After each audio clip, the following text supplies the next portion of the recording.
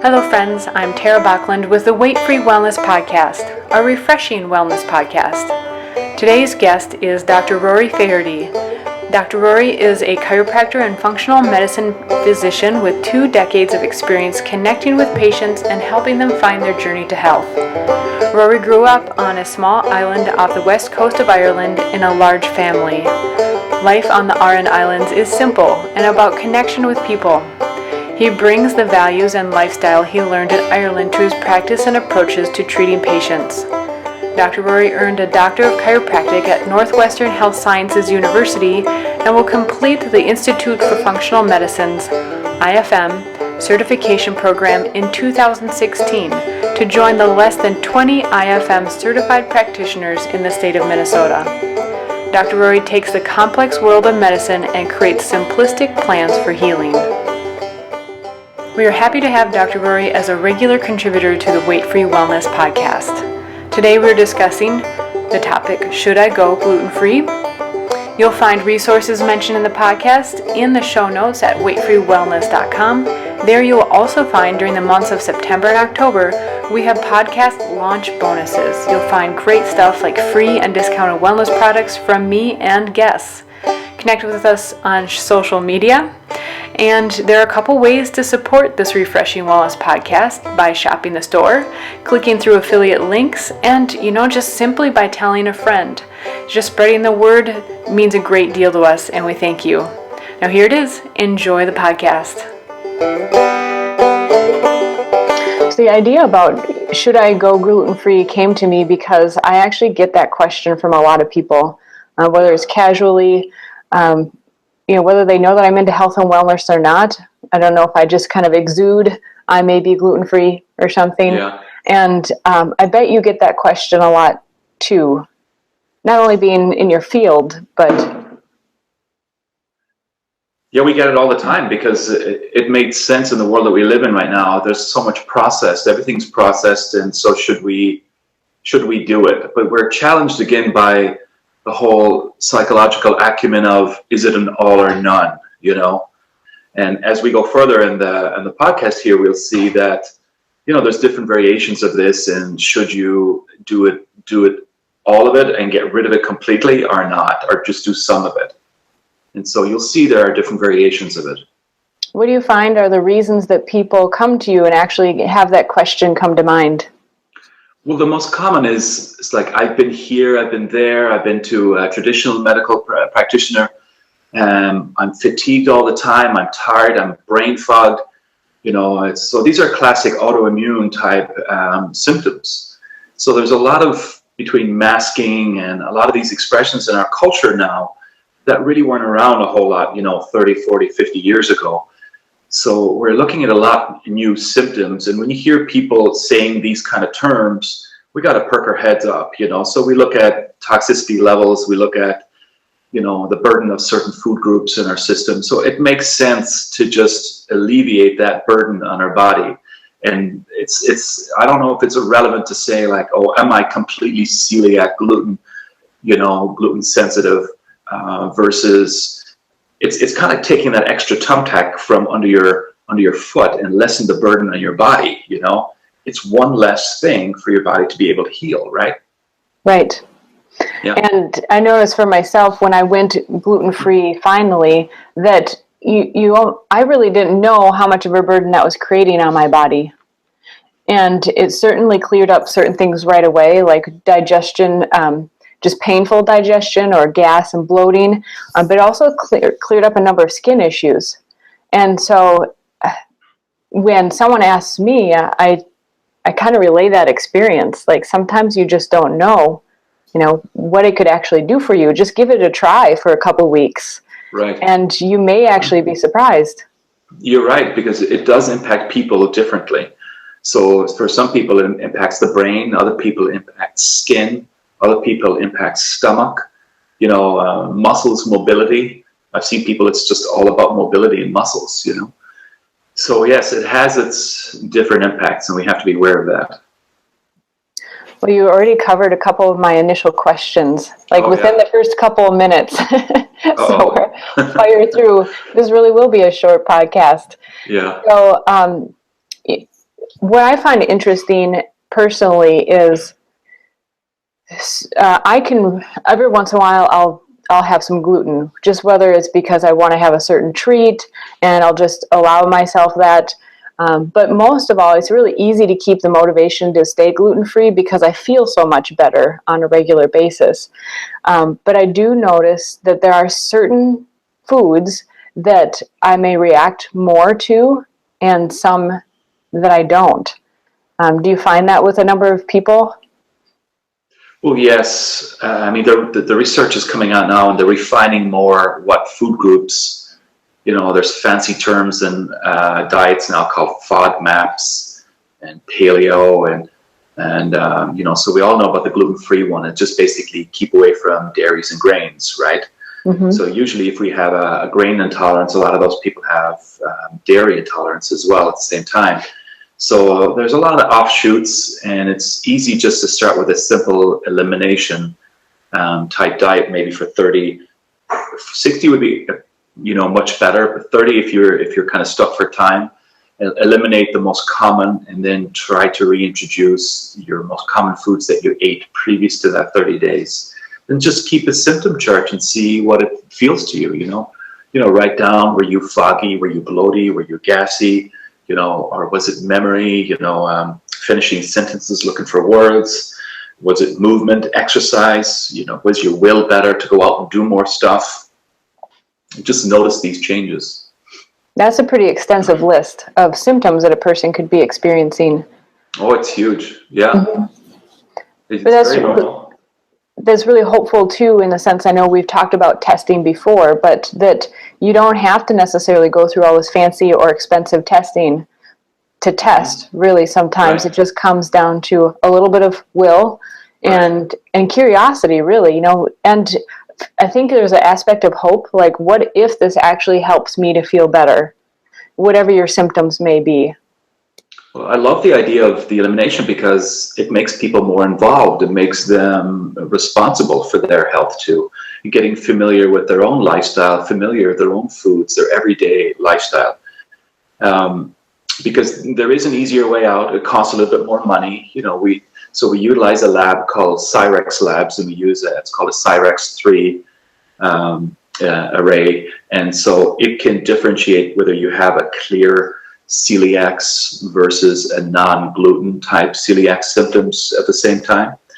So those are the two kind of differentiating things. You can go to the gastroenterologist and they can do this test for you, but a lot of times people may have, and this is why there's this fancy term now called non-gluten celiac sensitive.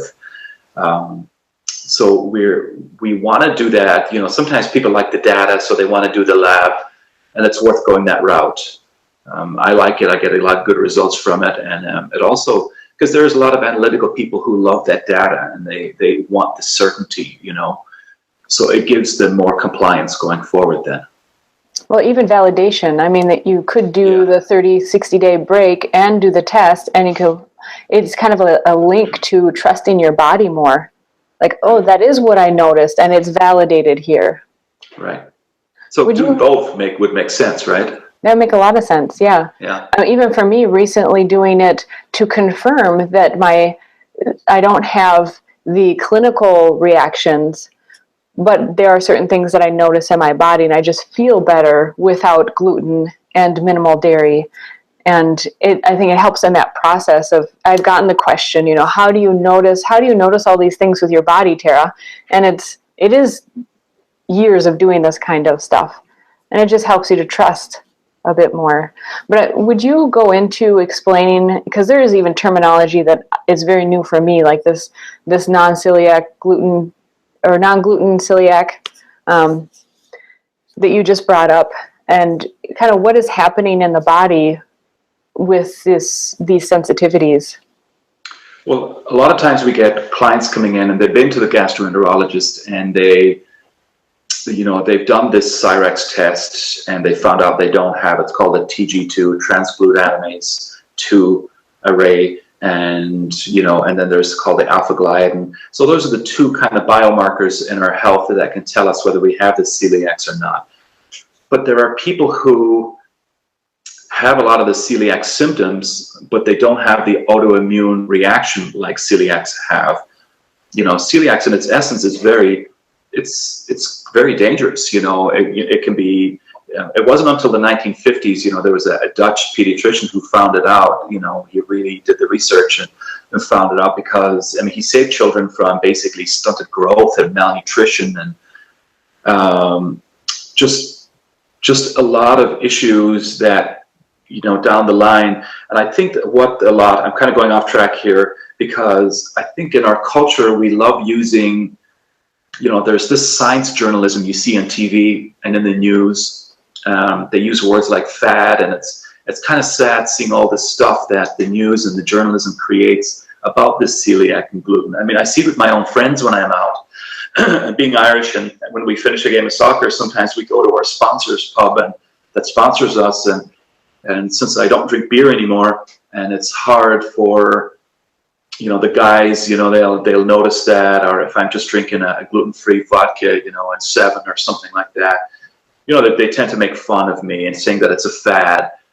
And that's always interested me, why are we so resistant to this? And we have the research, but unfortunately the news and the media and the billboard gives off a different message that says it's a fad. And it's kind of sad seeing a lot of this because it is science journalism at its worst. And so the research does show that there is a differentiation between celiacs and non-gluten sensitivity. So the gluten thing is, or the celiacs for sure, we know how to, diagnose for it. We can get it. But this non-gluten sensitivity these are people who, they can eat a little bit of gluten, but they get a lot of response. So I know I'm that way. So I bloat a lot. So if I drink beer, I bloat. And I don't like that feeling anymore. So I've decided to go, away from that. So there's a lot of research to substantiate this. But you may ask the question, so what if it's just beer and just a couple of small foods that cause that? So we can deal with bloat. But the problem long-term is that it creates a burden on the body. And this is where a lot of long-term chronic inflammatory states come from. And it is actually more deadly than we think. There's a lot of research coming out saying that non-gluten sensitivity to wheat actually could be more detrimental than celiacs long-term. It can be actually very dangerous. That's interesting. Okay, I can't wrap my mind around this non-gluten sensitivity term.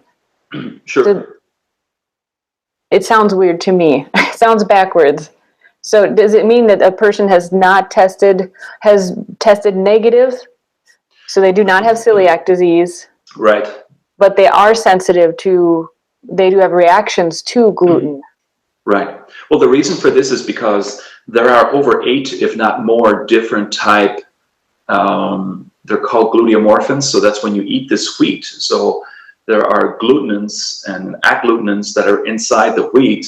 And there are, the trans-glutaminase is just 1, alpha-gliadin is 2. So you have 6 to 8, if not 12 other different types of wheat or proteins that may be in that wheat. So a lot of times people don't test for those other ones. So you can get a skin reaction that may not relate to the TG2. So you have to really test for all the other ones. So sometimes people, when they rule out the celiac biomarkers, they think they're, home free, everything's fine. But now we're finding out that's not the case. There are other proteins in there that cause problems to us. And we're thinking that they're associating a lot with things like histamine reactions in our bodies, such as people who get sick constantly in car rides, or people who break out in psoriasis and eczema. So these are forms of this gluten. They may not get the stomach reactions that celiac people get, but they may get the skin reactions. So we need to test more deeply for that. So that's the differentiation between the two. That makes more sense. And it's just to clarify, the gluten are a certain type in a number of grains, not just wheat, but it's a protein component of the grain, and is what makes things sticky, which for me, the biggest part that I miss from gluten gluten products is the chewy texture, but that is what gives them the chewy texture, which in my cookbook, I do have a few recipes that work around that if you miss that. But just to clarify that aspect, so that's interesting. I didn't know that there were that many variations of the protein that a person could be reacting to it. But it makes sense too. Even there's a lot more available these days, a lot more information. I think Wheat Belly is a really great, especially consumer level book for relating, and also Grain Brain. Both really good for understanding a bit more what's going on and how you may be reacting. I find it interesting. It's like, especially if you're gluten sensitive, it's almost like you crave it more. Like your body craves what it doesn't need or it reacts poorly to. Do you find that with a number of clients as well? Well, the reason for that is because when you digest the protein, it releases the effect of the protein that we digest. It's called gluteomorphin. And gluteomorphin really mimics a lot of, there's a cross-reactive mimicry going on here that mimics things like cocaine and high sugar reaction. So wow. It has the same kind of mimicry. That makes a lot of sense. It only makes sense why we want more of it and more and more and more of it, you know. And it kind of ties in a lot, if you remember, with the Colosseums, all those movies we've ever watched, like Gladiator with Russell Crowe. And, you know, you see them in the crowds and they're throwing out, you know, bread at people, you know. Like, I mean, why aren't they throwing out cookies, or why aren't they throwing out, you know, liquor sticks or something, you know? Why is it bread, you know? So it only makes sense, and I think this is part of why the science journalism of the media is calling it a fad, because I think we've had an addiction to beer and bread for so long now. You know, as humans, we've only been really around for, think about it, 66,000 years. So out of that, we've only been eating wheat, really, and grains for the last 11,000 years. So that's really a small fraction. And so our stomachs have been changing a lot. And then you have to look at the fact that between genetically modified foods, where they're altering the gene, they're altering the makeup of the protein in this wheat as well. Add that to the fire, and that's really been coming on strong in the last 20, 30 years or so. And we're seeing a lot of the effects of that. So we're seeing epidemic numbers. We know the research is showing that celiacs used to be, you look at a lot of the research, if you Google it yourself, you'll see 5-6 years ago, maybe 0.9 to 1% of the population. Now it's jumping up to 3 and 4%. But the bigger, more alarming numbers certainly is the non-celiac gluten sensitivity is jumping up a lot higher than that. And they're thinking, 20, 30% of the population.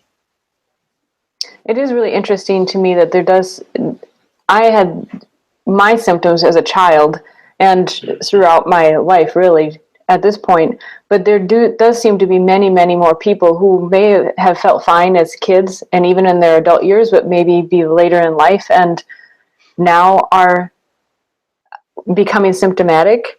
It's really curious to me why this is happening, and I tend to think fairly broadly in how this and why this could be happening. But what are some hypotheses that you think are very viable?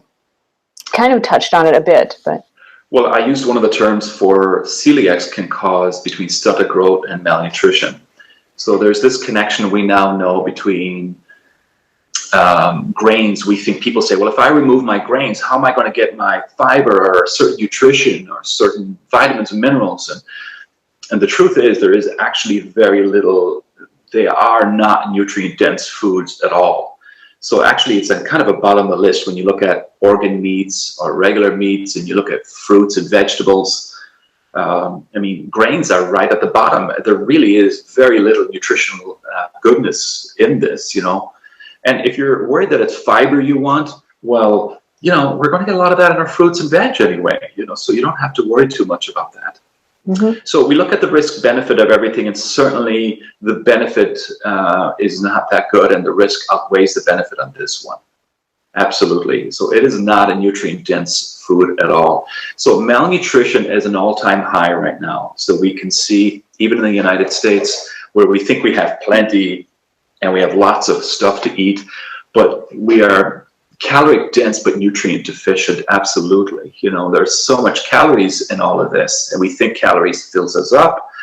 But of course, if there's so much lack of nutrients in these things, so we should consider, if not removing it, but at least lessen it, and then maybe increase another food quality in our diet, so such as fats. So you see now there's another approach in our culture right now. There's a movement towards fat, especially mid-chain triglyceride fats. So that's avocados, coconut oils. You see people putting them in coffees and teas. You've heard of the coffee booster, the octane coffee, the bulletproof coffees. So we're mixing, the avocados, coconut oils with good whole fat butters, So fat seemingly is going to be replacing more. We need that for our brains or for our bodies for healing. Absolutely. Right. There's the calorie literally is an energy measurement, but it's you can look at it at a scientific level. You can even look at it the way I find really interesting is even traditional Chinese medicine or the Eastern approaches, where in the carbs you get like the yin element. So there's yin and yang, and the yin element, which does tend to build body mass in the sense of we're not necessarily muscle, but yin helps you to build more of the fluids of your body and even fat, which is necessary when we do need fat on our body. But the grains are not the only way to get that. We have talked about before, there are times where you may be working out really hard. I'm speaking for myself, and I do crave more carbs, but I can get the carbs in like sweet potatoes, for example, which are going to have more vitamins, vitamin A, for example, or carotenes, and but I still get that yin component because I need more energy. Mm-hmm. And that's an interesting, just personal distinction that I've made is: do I need? Am I craving carbs because, well, as a woman, there can be a number of reasons you crave carbs. Just even in that, but even if your energy output is more, I know that I can't survive on steaks and broccoli. So there is a role to me for the carbohydrates, but I try to get them more through like the sweet potato or the root vegetable route than a whole lot of grains. It seems to be the primary vehicle for addiction. If we look at brain and wanting to eat the same type of food over and over, which a lot of food companies rely on, such as the gluteomorphin that is in this wheat. So a lot of our foods that we see that are processed are very wheat-oriented. They have a long shelf life, and they're not very raw or natural or very, they shouldn't really be sitting on the shelf for a number of years. They should be able to rot after a certain period of time. They're like space food. It is. And if it's doing that on the shelf, right. Again, if it's doing that on the shelf, what's it doing in your stomach, So it makes sense to, going back to the gluten thing, it makes sense to give your body a reprieve, at least give it a shot, try. If you want to go to the data lab test, you can do that, or try and do elimination, for a number of days, minimum of 30, if not 60 days, and then reintroduce, we do a mono dieting, we introduce one food at a time to see what effect that has in the body then. How do you suggest, I'm sure even people who are willing, you probably get some kind of resistance, like how am I going to change how I cook? I eat gluten all the time, because you don't realize how much it's in our diet, yes. Our standard diet, until you try to go without it. So how do you help people around making that change? Well, it's kind of like leaving this podcast. So, what are people going to do? What's going to, motivate them? What is their sense of will? Before I see them again. So there's a lot of great apps, for instance, out there. Like there's one called Embody 360. A lot of great recipes on it, and it tracks what you're eating and gives you your calorie count, your gluten content on that food item. So there are a lot of ways to do that. Of course, the internet is one of the best, research kind of tools to use. If you're shopping at Cub or Rainbow or Target or wherever you're going, to be, leery of what it is you're getting. So if it's gluten we want to remove, obviously we want to go, kind of a little bit more paleo, so which is, lean and green. So we want to consider that. So, a lot more lean, which is chicken, egg, turkey, fish, and we look at steaming our vegetables. So that is as basic as you get. After that, you have to do your own, like whether you want to take the risk or not. And for me, it's been a process over the years. I am putting my recipes into my cookbook, partly just so I can find them, because I have a tendency to write them on a piece of paper and they get lost somewhere. But a lot of people have asked for options, especially for recipes that are gluten-free, dairy-free, multiple items free. And there are so many great resources out there. I will put that app you mentioned also in the show notes, and anything else that I can find that might be helpful on those terms. I'm curious. One of the best things is to sign up with a Facebook group. I love these groups. I'm looking into that myself in my own practice in the future, which is to people with like symptoms or like lifestyles and what they do, and they come together. And so they tend to be a great resource for one another. And so having people who are in the same boat together with a lot of the same expressions, it makes sense that you should hang out. So go online. Facebook is probably the single best resource for that, creating a group, create your own group, attract people, or just, search it on the search engine on Facebook. Absolutely. Yeah, they're terrific resources. Yeah, and it's amazing to me is I do more and more research finding these resources where there's like a conglomeration of people contributing. You can even find it, for example, on Instagram. I was invited the other day to contribute to an album of recipes, and so there are all kinds of neat things out there. So a few questions in conclusion, sure, if I may. I'm curious what are some of the biggest changes you've seen for people when they have decided to go gluten-free or have heard of?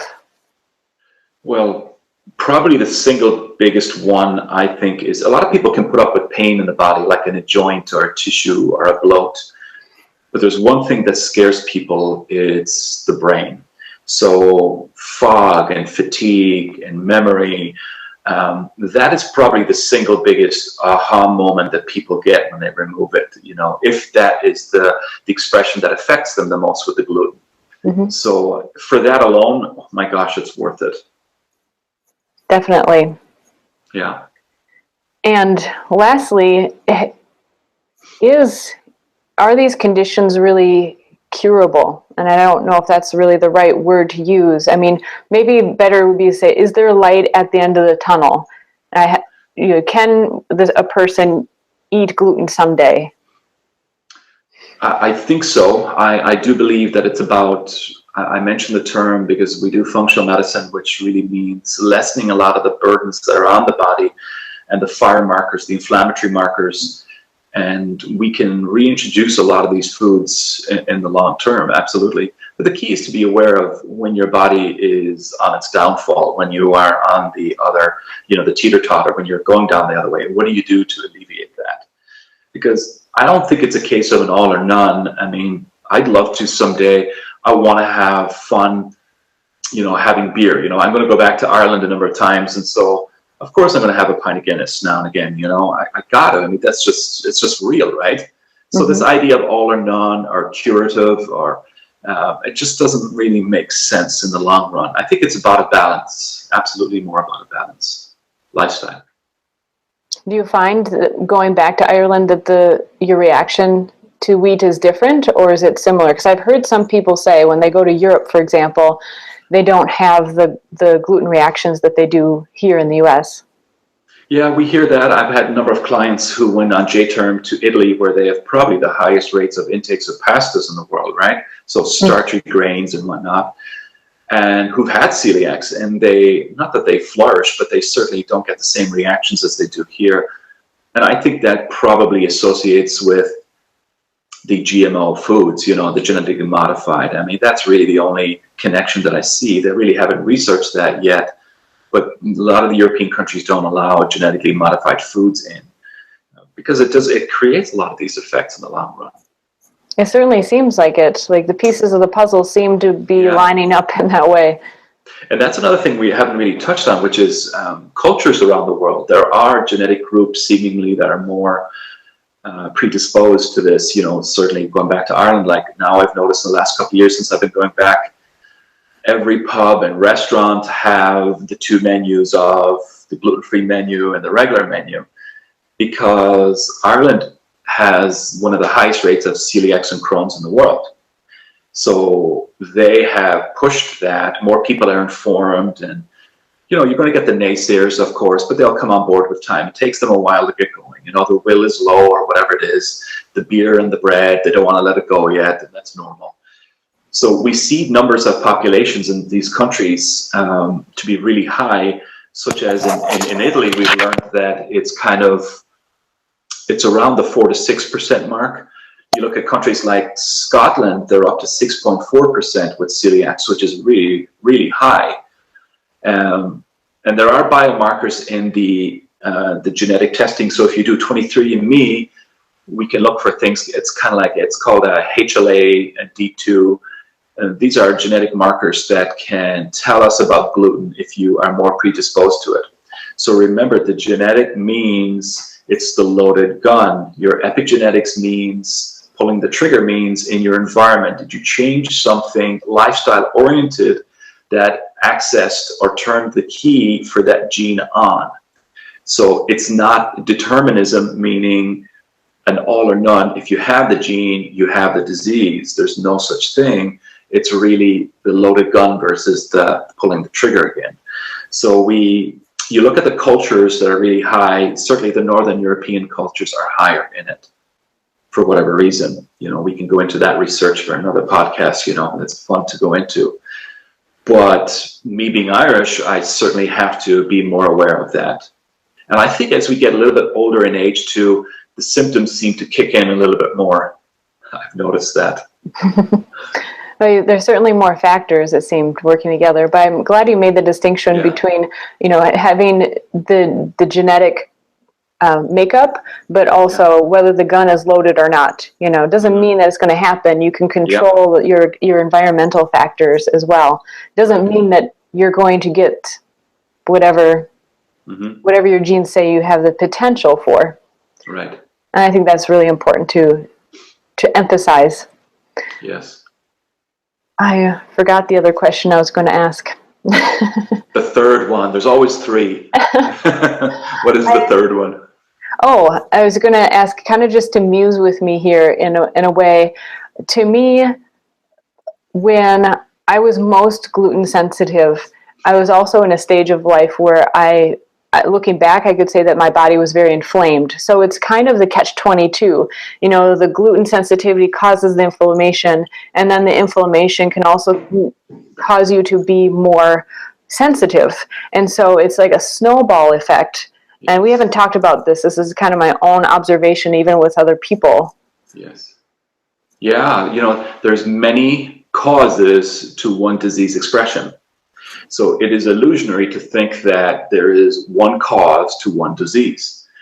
So as I shared with you before about how gluten affects different people. So I shared with you it can be brain, it can be skin, it can be stomach, it can be muscle.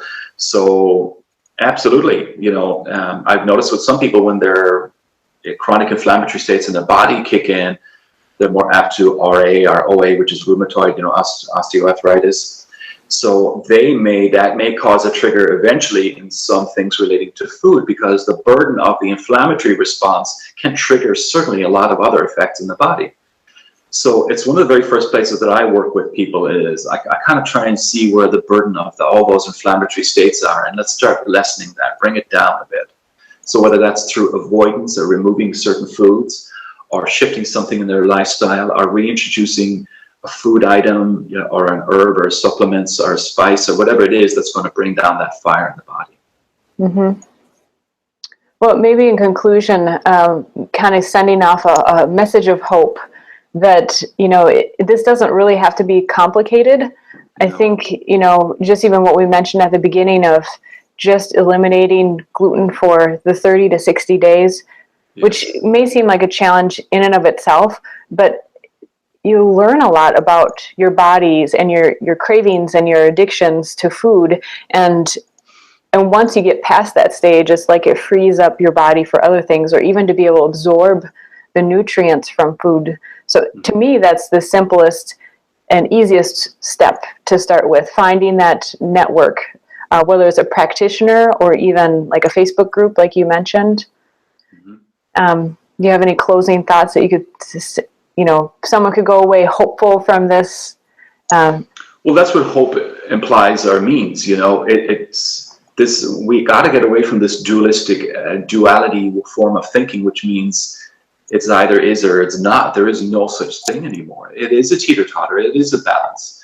It is responsible oriented. So it's kind of like being informed and then taking action, right? So we have the information. I mean, we can go all the way to genetics to lifestyle here. So there's a lot of things in between that can have an effect. So to give people that hope, I've noticed their will and their hope goes up once you get that data and that information. You rule out the genetics aspect, or we do the Cyrex lab number 3, array 3, and then we do maybe the elimination, or we create less burden. We do an avoidance of food groups, and I haven't even mentioned any supplements or nutrients after that. I mean, that's at your disposal right there. You can make your own difference in that one. So it is exciting. I mean, I've done this myself because my passion is certainly working with the gut, because it's been my own reality. It's been my own kind of life challenge as well.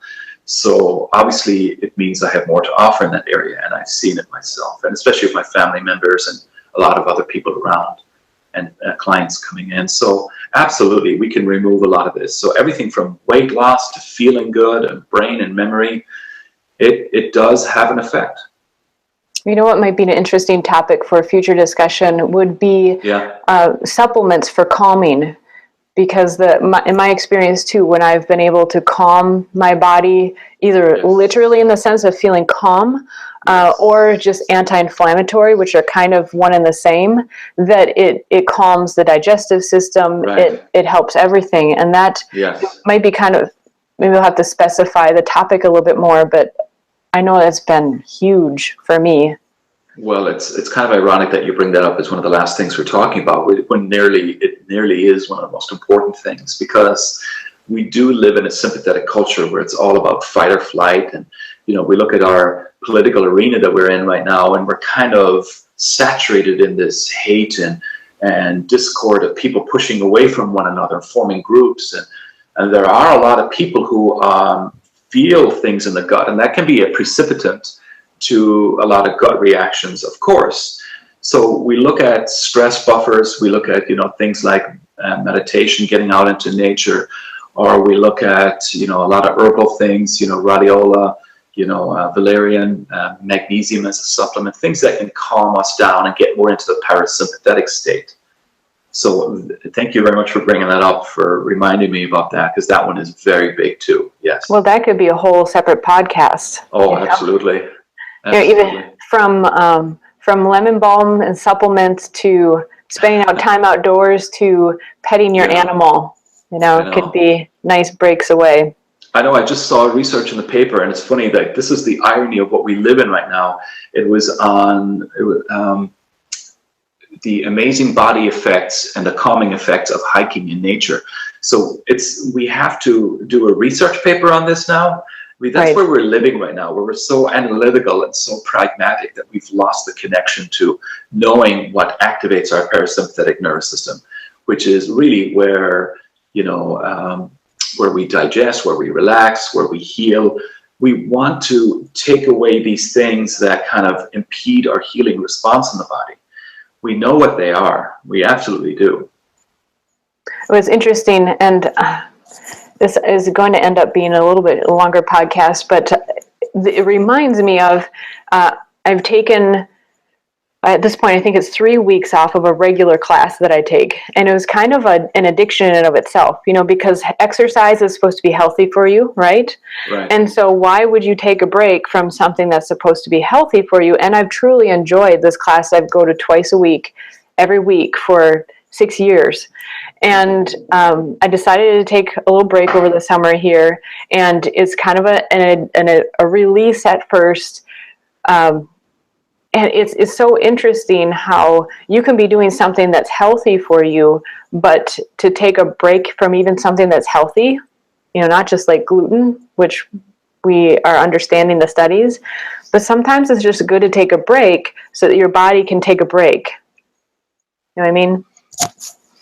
Well, we get so adaptive, and after a while, the adaptiveness can create a response that could be inflammatory, or you downregulate the good effect that you thought you were getting from it.